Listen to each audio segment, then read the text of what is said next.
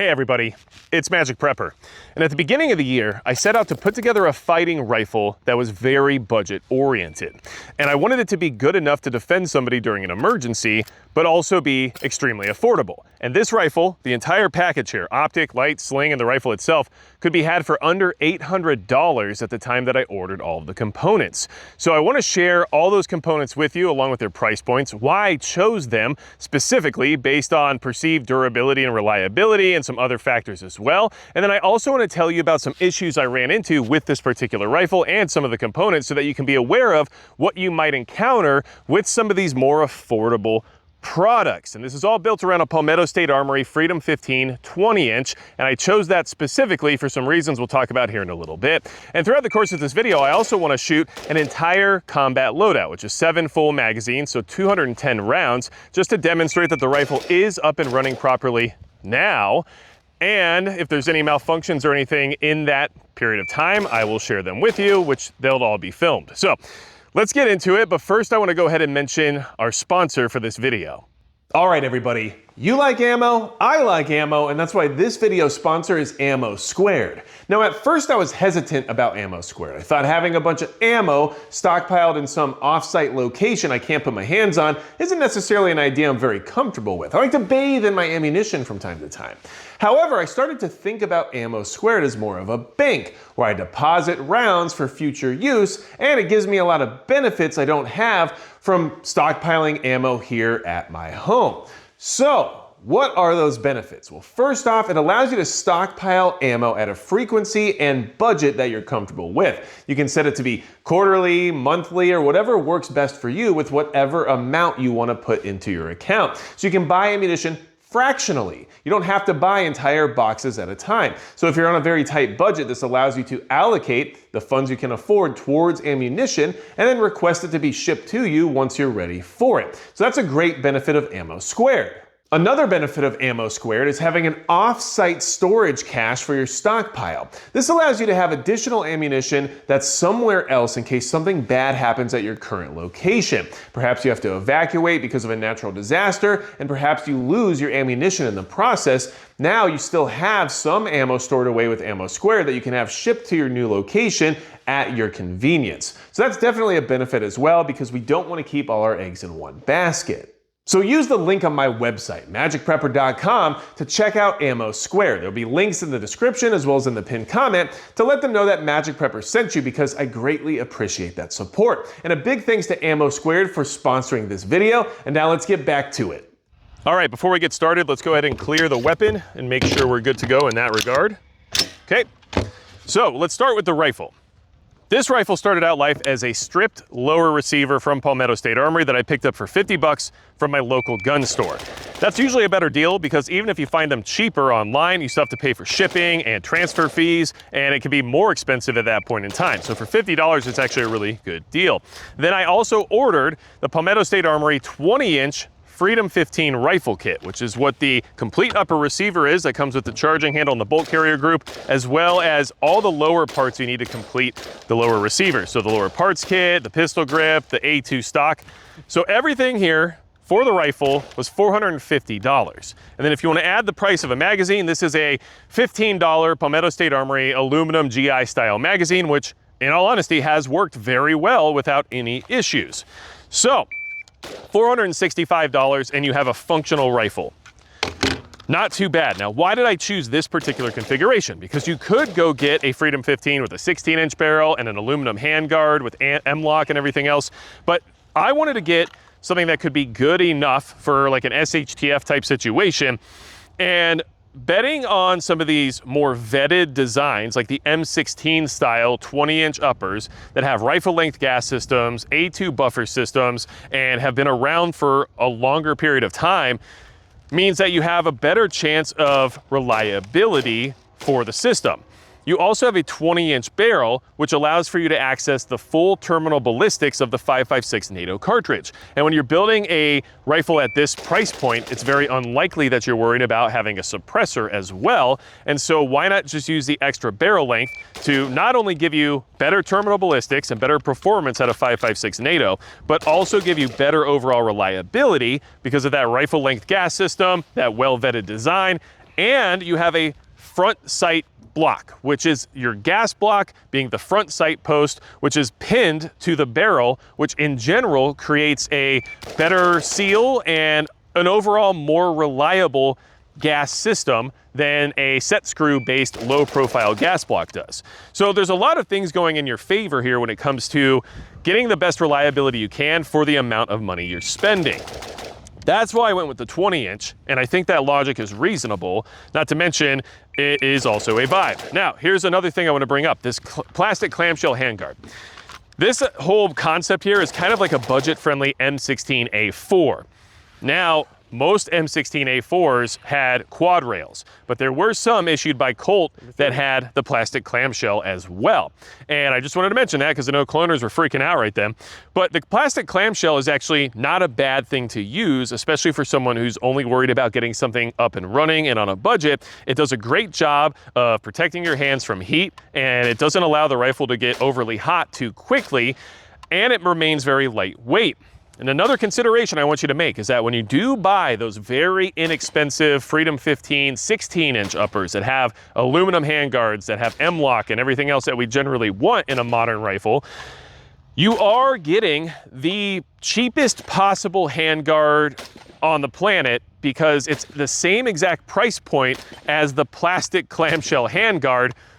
And somehow that aluminum doesn't cost any more than this plastic, right? So that's some of the considerations you also want to make there. Like, do I want to spend the money on the cheapest possible handguard, or just get one that I know works well and does what it's supposed to do, and then hope that the additional money spent is going towards additional maybe quality control or just overall value of the rifle package itself rather than the handguard absorbing a lot of that cost. That's just something I think about. I have had a lot of experience with different handguards from different manufacturers, and I can tell you that the super cheap handguards are just that. They're super cheap, and I don't necessarily want to use one if I have an option of something that's more durable or more reliable or more simplistic, even when it comes to the clamshell. Now, let's talk about the Optic. The Optic right here is the Vortex 3X Spitfire, the Generation 1, which is obviously larger and a little bit more cumbersome than their Micro 3X, which they do have and is actually a pretty decent optic. But here's the thing, I picked this up for $200.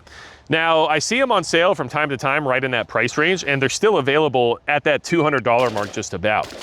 And that's an incredible value for this optic. Why? First off, it's a 3X prism optic. So it's very durable and it gives you magnification, which I think is pretty important on a dual, like general purpose rifle, especially if this is the only one you have. It's nice to have that magnification, and you have a 20-inch barrel, so being able to maybe, push those rounds out a little bit further is a reasonable thing to do. But this is basically Vortex's ACOG clone in many ways, and you have some of that durability that you get with that package because of it being a prism optic. It's also illuminated. It can go from red to green, which is, not my favorite in the sense of the green option, but having the illumination is beneficial. It has mounts at the 1 o'clock and 11 o'clock positions for a red dot sight if you wanted, which I have actually tested a red dot out on here, and it's not so bad in the sense of positioning. So you get a lot for that price point. $200, you have a decent mount, you have a decent manufacturer, Vortex, who has a lifetime warranty on their products and does a good job on optics in general, and a very durable system because it's a prism optic. So that's what I went with. I think it's a great way to go because it gives you magnification and it's a quality manufacturer with a quality optic for its cost. Now, let's talk about some other accessories that are on the rifle that kind of complete the package, okay? And just so you know, the reticle in this particular optic, I think it's called like the EBR3 or EBR556 or something like that. But basically, it's a BDC style reticle that gets you out further by using drop points within the reticle. So it's very intuitive and easy to use once you have it zeroed, and it works relatively well in my experience. So let's move on. I spent $34 to get something I found to be very important. The Midwest Industries front sight block light mount. Now, that's what you see right here on the front sight post. What this is a Picatinny rail that has sling mounts built into it that basically clamps around your front sight post. And that allows you to have a decent position for your for your light, right? Because we need a weapon mounted light on a fighting rifle, and a great place to mount your sling with a more, let's just say, modernized position of the sling rather than using the swivel that's down here at the bottom. So we'll talk about that here in just a second. But that allowed me to get a light and a sling up towards the front of the rifle, which I genuinely wanted, okay? So that's $34 more. So in case you're counting right now, I believe we're at $699.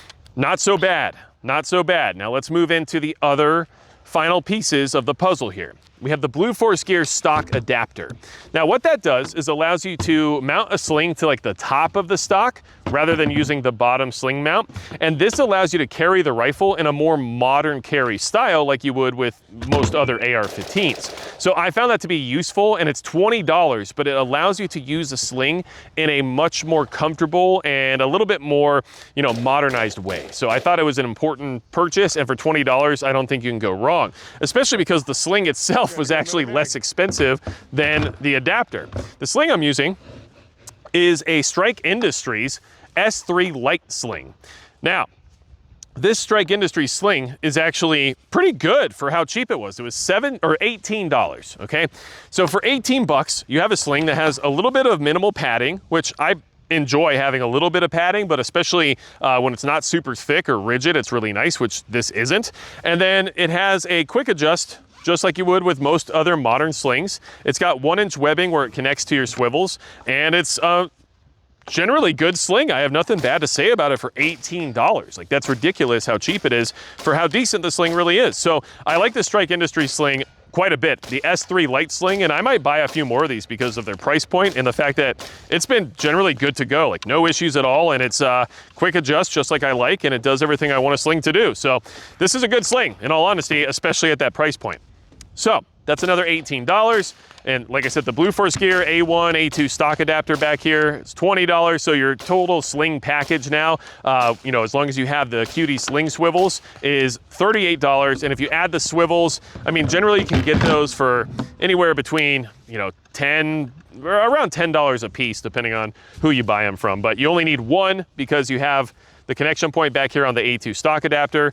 So one sling swivel would be like 10 bucks, but I had extra ones laying around. I didn't really put that into the cost, but if you want to, we will. So last piece of the puzzle is Crimson Trace CWL 102 weapon mounted light. Now this thing is $52, or at least that's when I bought it, it was $52. It was on sale, and I think that's kind of hard to beat. It comes with a typical tail cap switch, but also a pressure pad, which I have right here. And now one of the reasons why I wanted to use this light was, first off, it's relatively light. It comes with a mount, which the mount is Picatinny, so it works with the Midwest Industries light mount, of course. But it also has the pressure pad with this kind of Velcro situation right here. And what's cool about that is it wraps around this clamshell handguard, and you can even wrap it around the sling swivel here to kind of give it a little extra security from moving back and forth. And then this flat part of the clamshell is a perfect seating point for this pressure pad. And so it doesn't really move too much as long as you have it on there pretty tight. And it stays in position because the clamshell gradually gets larger, so it doesn't really have anywhere to go because it pushes against the front sight post, and then you have it attached to the sling swivel on the bottom, so it can't pull back too far. And then if you try to push it back, it can't because the clamshell gets bigger. So this is actually a really good pressure pad for using it with this clamshell style upper. And it works pretty decently, and the pressure pad, everything works generally the way it's supposed to, but there have been a couple issues we're gonna talk about. So we'll get into that here in just a second, but let's talk about the total cost of this package now. Everything together is $789. And then if you add that QD sling swivel right here, okay, now we're at $799, right? Under $800 to have a pretty capable rifle with some decent accessories. I'm not gonna say they're the best. I'm not gonna say the rifle's the best, but I am gonna say that if someone had this, they could get a lot of training and a lot of work done, and they could defend themselves and their family with a pretty capable weapon system that has all the boxes checked while not just buying complete crap. Like, everything on here is from a relatively recognized manufacturer and works relatively well. the best thing on this rifle for the price point right here is the Spitfire 3X. For $200, I don't think you can beat that optic. It's actually pretty incredible, but there is something I need to tell you about regarding this optic and this particular rifle. Not necessarily about the optic or the rifle, but the combination of the two brings some things up that we need to talk about, but not that big of a deal, just something I want to mention here in a second. So let's talk about if this rifle's good enough in this configuration. I'll tell you about some issues I ran into, tell you about some other things to keep in mind, and in general, will it serve the purpose? I think I missed that last shot. That's the full combat loadout. 7 magazines, not a single malfunction. So that's where we're at. All right, so now that you know about all the components of the rifle and the overall cost of the entire package, is it good enough? That's the question, of course. And the answer to that is with testing and inspection. Now, why do I say that? Well, this upper receiver, complete upper, arrived to me broken. Now, these things happen with these very budget-friendly components. And I know a lot of people will say otherwise. They'll say they're just as good, or you don't have to worry about it, there's no point in paying more, or whatever it might be. But in my experience, with these less expensive rifle parts, there's a higher chance of running into issues. I'm not saying that it's a deal breaker, because at the price point, this is an extremely high value. But you should expect to run into some hiccups, because the only way to save a lot of money on production of rifle components isn't generally materials, because it's all mil spec, right? We got 4150 barrel, we've got a Carpenter 158 bolt, we got all the stuff, right? So where do you save the money? I mean, the most expensive part of any business is labor. So quality control suffers to a degree because labor has to be cut to hit certain price points. That's just the reality of it. And I'm not mad at Palmetto State Armory about it, because in all honesty, they fixed the problem admirably and did everything that I would expect. So I can appreciate that, and it's something that I can give them kudos for. But here's what happened. When I got this upper, it was not charging properly, and I was having, well, failures to feed. And so I started wondering what was happening, and upon inspection, I realized that the forward assist was broken. Now, the forward assist assembly is something that you don't generally think about, because we don't use it very often, and if you need it, you know, it's an emergency, malfunction, or whatever it is, but generally, most people probably go through their entire shooting career without ever even using one. But in this situation, the forward assist assembly being broken caused my rifle not to work properly. It would malfunction during every magazine, which is obviously where I realized problems were starting. And then I figured out that the charging handle binding up wasn't just some kind of, you know, burr or something that was in the system. It was the forward assist assembly. All right, so here's that forward assist issue I'm having, right? Notice how I can't charge the bolt carrier group unless I shake the gun or move the position of the gun. Right, so we got that.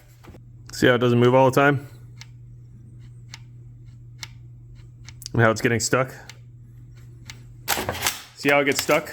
Now watch. I can actually get it to stick at different points in the cycling process. Like right here. See? Right here again. See I'm stuck right now, pulling. So it broke. The retaining pin, the pawl retaining pin and the pawl detent were both broken. And so that's kind of odd, and I've never seen that before, but it is something that occurs. So I reached out to Palmetto State Armory customer service. I sent them some photos, and they sent me a brand new forward assist assembly free of charge and got it there very quickly. I installed it, and now since then, the rifle has been 100% good to go.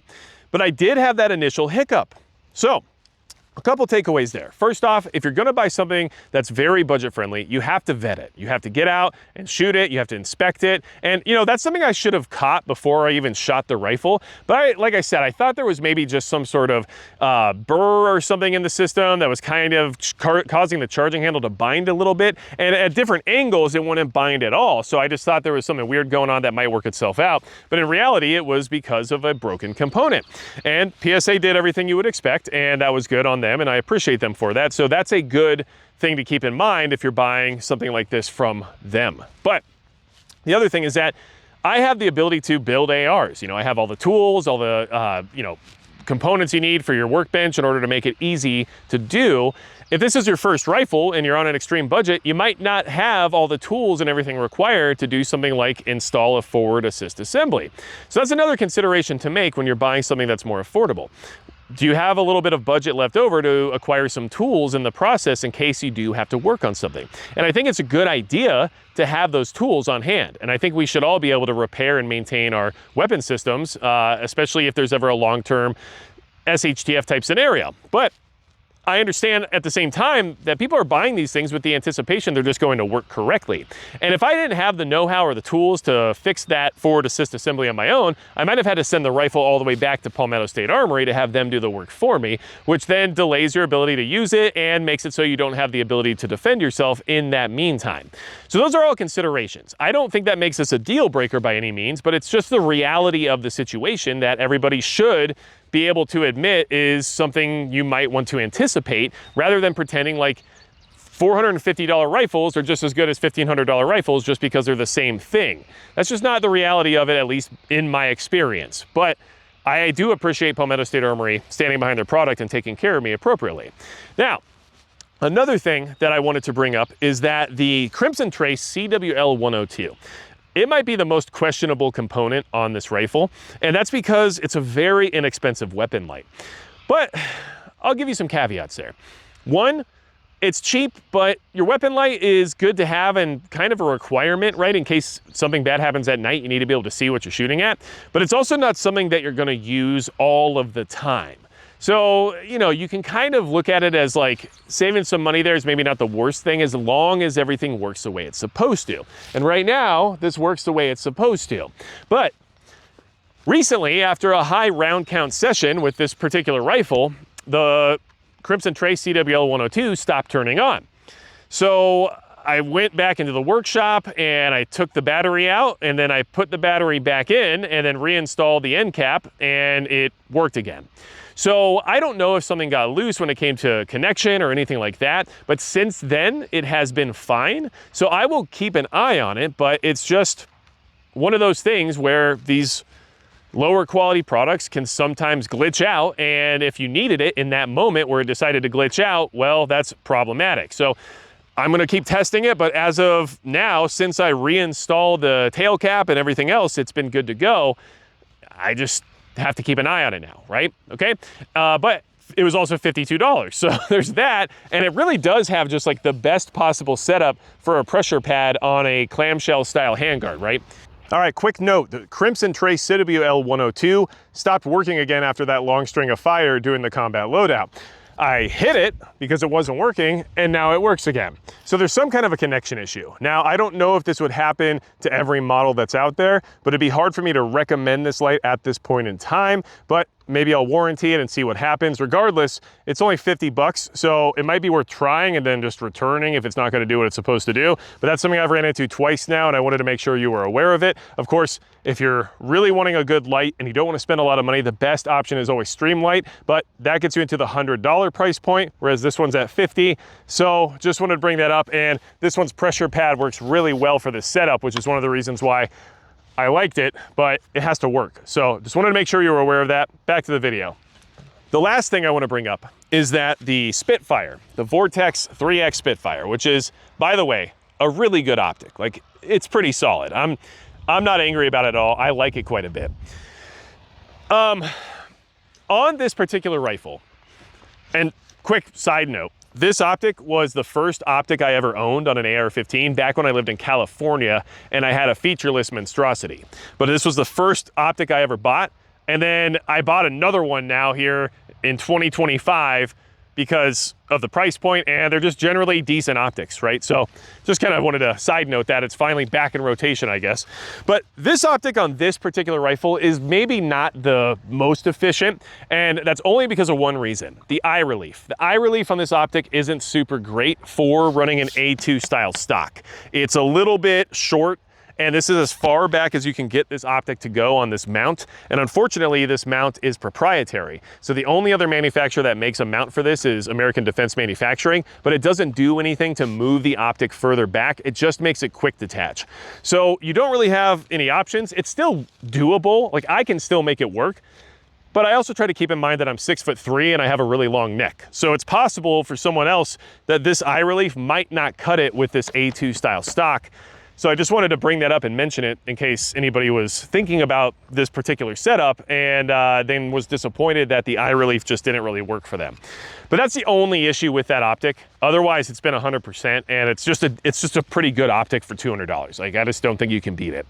So this is the budget-friendly M16A4. Let me know your thoughts, because in all honesty, I think I did pretty good for how inexpensive this is. Under $800 and a lot of capability. And you have full terminal ballistics of that 5.56. You're not worried about a suppressor, so it's like, you know, whatever, I'm just gonna do what I do. But at the same time, now you have something that you can work with while you save up and start working on additional components or whatever else you might want to do. So, listen, anything else you need from me at all, you can always go to magicprepper.com. And right now you can find the MP Field tool there, which I think is pretty cool. And it's a tool that I recently released that would help you with a problematic rifle having malfunctions, maybe like this one a little bit. So check out magicprepper.com to check out the MP Field tool, especially if you want to support the channel. That way you get something useful for you as a rifleman or a Minuteman or whatever you consider yourself, while also supporting the channel. And of course, there's a lot of other stuff at magicprepper.com as well. Not to mention, I want to say thank you to AmmoSquared for supporting this channel and sponsoring this video. And of course, all of you for watching these videos where I seem to talk and talk and talk for very long periods of time. And without anything else to say, that's going to be it for Magic Prepper.